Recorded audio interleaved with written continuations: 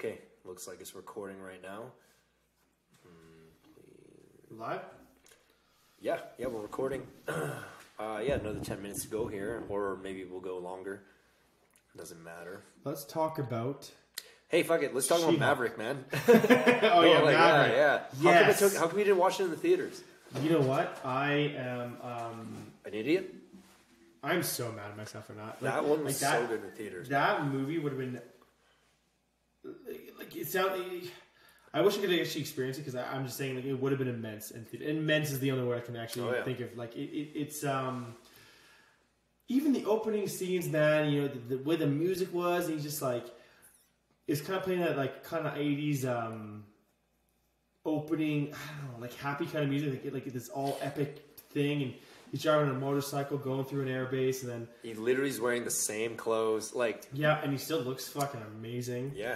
And then he's like, goes to that air base, and like, oh, they want to shut us down? Well, fine, we'll go Mach 10. Dude, that's what I'm trying to say. Like, the character of Maverick, he hasn't changed at all. Like, he put all of his efforts into being the best fighter pilot because he's traumatized by Goose's death. Not married, no kids. And you later learn the ending of Top Gun 1 when he becomes an instructor. He got fired like 2 weeks later or something.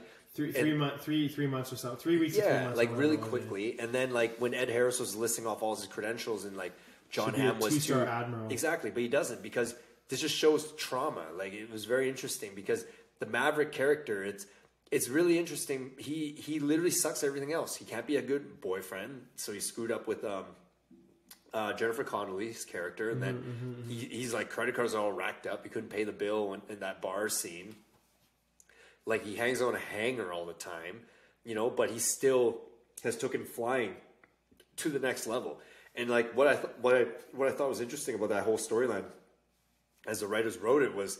I took some lessons where I was like, man, you just devote yourself to one thing all out for the entirety of your life. Like, who's going to catch up to you? Like, that was Maverick. Like, he got so good that he bypassed all the computers and everything. Like, that's why they needed him to, like, train that team or whatever it was. Iceman decided he needed to train the team. But Iceman knew him. Iceman knew him better than anybody that was still alive. Mm-hmm. Anyways, but, like, Iceman made him... You know, force the team, and like that admiral who's a 3-star admiral, the John Hamm character, Cyclone. Yeah. He's a 3-star admiral. So the second time watching it in 2 days, by the way, I watched it twice back to back. Yeah. So I was like, I was blown away by like. First of all, the cinematography was crazy. Like them showing like that was not a lot of CGI at all. Like if that, and they weren't flying. From what I understand, the actual pilots like. They weren't sitting in an F-18. They're sitting in different plane models, but they were. They're feeling planes. It though. They're feeling that cheese, and they were feeling something. Anyways, regardless of that, like, okay, I'll tell you something about filming too. When he's like kind of navigating, when Maverick went in for the run that he wanted everyone to do, and he did it in 2 minutes and 14 seconds. Yeah, like when he's doing that. So he had to do that. Basically, Tom Cruise, as an actor, had to do that scene twice. He had to do the scene with the camera facing in front and the camera facing back.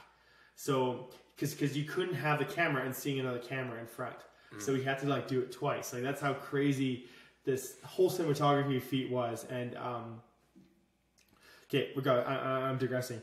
Now he went up to that 3-star admiral, and the admiral was like, "No, look, I don't want you here. I don't like you. You weren't part of. You shouldn't even be here." And then you know what? John Hamm plays such a good asshole. Hey? Oh man, but do you know what's great about Maverick's character in that whole scene? He was completely compliant, and as much as like Maverick can be kind of a loose cannon, Maverick, fucking Maverick. Yeah, he could be a loose cannon. He bends the rules or whatever, but he is so respectful to your stripes, your stars, and what you do. And like he will never like he'll might bend the rules and say fuck you, like what he did to Ed Harris's character in the beginning. But like it was more like, no, we're gonna hit Mach 10 because I know I'm right here. But for the most part, when it comes to like the political shit, he doesn't know that he was right. When he went past Mach 10, they completed the mission. He just was, that's Maverick. Let me just push it a little further. Yeah, but then he literally destroyed like. But he showed people can do it. He showed the world that he can do it. He's willing to take the risks. Yeah, but he still survived. So he showed the world that people can do it. That's what he showed. Yes. Regardless of whatever consequences, he still showed it. Okay. With that being said, though, look, that's what causes trailblazers and then the regular people, right? Because in everything that's ever gone on in history where someone like it's discovered something new, someone had to take that life and death risk, right? Yes. So Maverick survived it, but I don't know. There's just something to be said. Where some water out of a diner. Yeah. Well, hey, where am I? You're on Earth. Yeah. I'm also, that was a great scene. And I'm also thinking though of like, obviously this thing was Hollywood. Like I don't think someone like Tom Cruise could have survived Mach 12 or whatever, but, or whatever it was. But dude, Mach 10 is, I looked it up. It's 12,248 kilometers an hour. That's 12,000. So when you break the speed of sound, that's Mach 1. You break the speed of sound. Okay. So he went 10 times the speed of sound. Well, he went 11, I think, right? He hit 11, didn't he? No, 10.2 or 3. Okay. And that's when the engine blew and he had to fall. All right, so let's be realistic. Again, I watched this twice in a row for the last 2 days. So dude, I'm going to watch it again. I'm fresh. Yeah, I know you're fresh. Okay, well then you tell me this.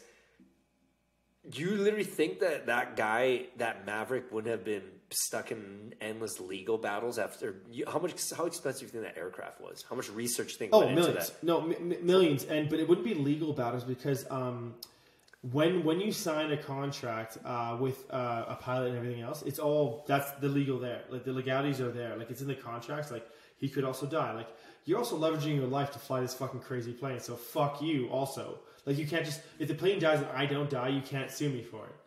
Right? That wouldn't make any sense. Is that how it works? Well, do you think it would be, would you go on a plane and say like, oh, hey, I saved myself, but I had to crash this plane. Do you think that you should be sued for it? No, but that was a prototype. He knows they were going only just for Mach 10. Yeah. And he kind of jacked the plane, remember? Like, but that should be the risk of technology because you designed this plane, but then now you know you can actually hit 10.2 Machs without the engine blowing. So what actually made the engine blow? And then now your engineers start figuring something else out. Hey, and again, like what I'm trying to say from our earlier conversation from the other podcast was, you think you're living in a place like, you know, like a hard regimed place, like your China, like your Russia. Like no way someone like Maverick could have got access to that kind of technology, right? To like, so basically, I don't know, like you need freedom to make these crazy decisions. Yeah. And almost all innovation has come from some crazy guy thinking up some vision that hasn't been done yet and taking his life and risking it, you know, like the Wright brothers putting it out there. Planes, like anything along that lines. Putting it out there. And that's why I realized I don't know. You have to think about when you take a massive risk into the unknown. Are you just literally that ballsy, or do you have a faith of some kind, right? Because you really don't know what's about to happen. So I think it's faith in yourself. I think faith in yourself. Like with Maverick, like you know what, he believed in this team that he didn't necessarily build, but he was building upon, that team that he had, and he's like, no, this is the mission. I know it can happen because I've actually studied this. I know I can build. Like, even when he got fucking scolded for that dog fight for breaking the parameters of this, but we have to fly lower than this. Is this stupid? He's like, no, you have to have written consent every time this is here. So is that even including the floor deck, sir? He's like, yes. And he puts out that fucking pamphlet, and he's like, what is that? That's a request for lowering the floor deck, sir. Like he even knew what he was going to say. And it's about him, knowing the mission. So when he went in there to prove it, because the Admiral pulled him out of the even training. Maverick was highly experienced. Like, he knew more than the Admiral and everyone, in the field. Sure. But my point I'm trying to cater towards is just all great innovation and experiences in history of mankind has been from people taking some kind of extreme risk, right? Sure. Yeah. Think about sailing that first ship. Remember the show Vikings? I've never seen it. You never seen Vikings? Okay, I'm just trying to capitalize on the point I'm trying to make. There's a scene where Travis Fimmel and this other guy were talking about, hey, we heard about there's this area called England. There's a lot of resources there, and we need to go there and get some plunder. And then he's like, well, how do we get there? He's like, there's this thing called a ship. And then he's like, what is that? And he's like, well, my one friend builds it. And then he's like, well, how do we sail? And he's like, okay, look. And he takes this piece of glass and he holds it against the sun, and he shows how it shines through the light and it points at a certain angle. And he's like, that's how we know we're west and then east. And then he's like, oh, and they're basically just figuring out a compass, right? But again, to take the balls to get on that ship to go out there, like they had no idea what was going to happen. Like more likely they would have been the waves would have crushed their ship and they'd be dead in two seconds, right? So, and I'm sure that more than likely that's what happened for a lot of people that have attempted that before them. And but somehow the people who are the OG Vikings that did make that leap, or the first frontier people that came to North America, or when Genghis Khan first, like on his horseback, went through the areas that he knew about. Like, all I'm trying to say is that you have to take risks in life, and these risks you can be as calculated as you can. But I really believe, this sounds bad, but I really believe that it comes that not desire, sorry, wrong word, but you have to take that first step to that super risky thing and you do whatever it is. And I swear to God, the universe will help you a little bit. It won't let you die immediately. It will let you die when it knows you're being reckless, you know, or like maybe it's your time to die. I don't know. But I swear, because how could they have known every great achievement? How could they have known that they were going to live through it? Or how many people die prior? Do you kind of know what I'm asking here? I think it's what you're risking. Like you're like, you know, you can wager like, oh, I'll be bankrupt, or I have no money for the rest of my life. These guys literally risk the ultimate price. Their life. Their ultimate price. Hey, that's the same thing like the very first MMA fight, like UFC 1, where Royce Gracie came in. He knew jiu-jitsu, and he knew that he knew jiu-jitsu, and the other guys didn't. But the other guys did not know jiu-jitsu. So, because jiu-jitsu was just this mathematical equation where everyone fought prior was stand-up. Get the one guy that does a ground fighting. No one trains ground fighting. Their mind didn't even go in that direction. But still, like the fact that those guys went in there first to like fight in that cage with unknown consequences. Like, again, it's a metaphor for life. It's funny how, you have to take risks. It's funny now, like you say, like, oh, Royce Gracie, like he's the best jiu-jitsu ever in the world. But like, there's no way that he would like share up in our world right now with information the way the data's transferred right now, that he could like innovate the whole fucking thing. No, well, okay, there's a famous fight, Royce Gracie versus Matt Hughes, right? So back in the day, Royce Gracie fought Matt Hughes, and that was kind of like the UFC at a weird like quarter life thing going on where they've been around for a little bit. And Royce basically just said, I'm still doing jiu-jitsu primarily. Jiu-jitsu is the best fighting art. And Matt Hughes at the time was the new prototype super fighter, right? He could strike, he can wrestle, and do jiu-jitsu.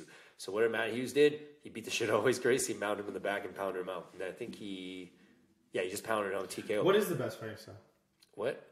No, it's MMA now. It's evolved. It's everything. You can't just be straight jiu-jitsu. There's a counter to that, man. You can't be a straight wrestler. There's a counter to that. You have to know it all. And there's a whole bunch of new people coming in that know it all. And it's like, that's why what we're about to see coming up, this new crop of fighters, is the best fighters in the world. It will make everyone. It'll make Chuck Liddell look dumb. You know, it'll make Randy Couture look dumb. It'll make George St. Pierre maybe even look dumb. You know, like it's. I think it's though too with the striking bonuses and stuff like that. Like that changes the game because it changes the mind, the fighter's mind. Incentivized, right? Right, well, like oh, I'd rather just go for a knockout, so I'm going to be a better striker now. Dana White just has fight of the night bonuses now, from what I understand. I don't think there's no more knockout of the night or submission. It's just straight fight of the night. He hands out 4, I think, or I don't. But maybe a better bonus for it, like maybe just to evolve the game. Yeah. But you also don't want a fucking wrestler coming in with his crocodile eyes as a back and just like fucking holding the guy down the entire 5 rounds. Well, that's what Jorge Masvidal makes fun of all those guys. He calls it crotch sniffing, right? Yeah. He's gonna sniff his crotch, and but all I'm trying to say is like I'm trying to comment on that risk thing, because you and I, we're taking a big risk. Like when we started this bar, Kaks, we're not businessmen. Like I went to university, but I don't have a business degree. You didn't go to university. But I was taught it though. You read a lot of books and you self-taught a lot. But the main reality is we just like the first Vikings that watched their shipmates sail out first. We kind of like like our buddy Kevin. We're like, how did he do that? If he can do that, we can do that. Like I'm not saying Kev's dumb and he's dumb. You can figure it out. I can figure it out. I'm just saying, dude, I know I can figure it out. If Kev can figure it out, I can figure it out. And he's just living like a completely different lifestyle. And like Dan Allard as well from Cold Garden, where I'm like thinking in my head, because here I was working in these offices for these oil companies and oil company, and I was just so miserable. And I was like, there's got to be a way to carve a better living. And you got these entrepreneurs doing things in their field, you know, like one's running a brewery, one's running a diner. But like, I wouldn't say Kevin's really a diner guy. He's just an entrepreneur, period. It could have segued into whatever business. But we're taking the risk. We barely knew what was out there. We just took one foot in front of the other. Just like right now, like we're problem solving some serious stuff that's coming up. But we've gotten this far. So I'm like, we'll figure out the rest, you know? And we keep learning as we grow.